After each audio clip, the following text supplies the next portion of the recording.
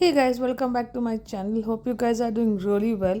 Today I'll be sharing with you another interesting recipe. This is a whole wheat cake which is just like the Iyenger cake. It's a whole wheat honey cake. And the best part about this cake is made about whole wheat. It is non-dairy and it's super easy to make and super soft. So let's get started. So first in a bowl I have used raw cane sugar. Then I added oil to it and now I'm going to mix it really well. Then we are going to add 1 cup of cold water. Make sure the water is really cold. We're not adding any milk or anything for this recipe. That's why the water has to be very cold. You can use any other sugar you like, but I prefer the raw cane sugar. So now I've added the whole wheat flour and my baking soda to it, and I'm going to mix it really well. So keep mixing it and keep adding water little by little till it becomes a batter consistency. So you can see how I'm mixing it. The batter is going to be not very thick. It's going to be the exact cake batter ribbon texture. So keep mixing it. And yes, you can use maida also for this recipe. So now I've added vanilla essence and vinegar. And again we'll keep mixing it till the batter is formed. And after that you can see how beautiful the batter looks. It looks exactly like a cake batter, and then you can mix it. If you want, you can use butter instead of oil also in this recipe. So now I've taken a 8-inch square ring which I always use for my cakes. I add a foil to it and then we're going to pour the batter. So this cake first we're going to bake at 180 degrees for 25 to 30 minutes. Just check with the toothpick if the cake is done, and then you will see how beautiful and soft the sponge is. You can use this cake for your regular cake orders also. I really love the texture of this cake because it's non-dairy but it's still super soft.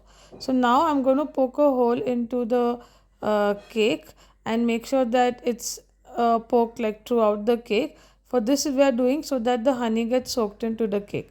So now I've taken 3 tablespoons of honey and I've added water to it. You can add even juice if you like. Mix it really well, and after that we will soak the cake with honey. So you can see I'm spreading it all over the cake and make sure it's soaked really well. And this will make the cake, give the honey texture to the cake, because we have not added any honey into the baking part. We're just adding it on top of it. And then after that we're going to go for the jam. So in a pan I have taken my regular mixed fruit jam. You can add any other jam you like. Now I've added raw cane sugar and then little bit water. I know that the jam already has some sugar, but trust me, this cake is not very sweet. It tastes really good.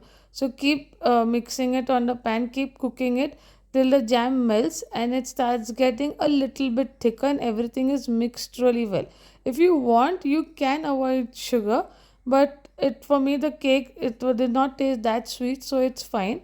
Again, regular sugar, brown sugar, anything is fine. I prefer using the raw cane sugar.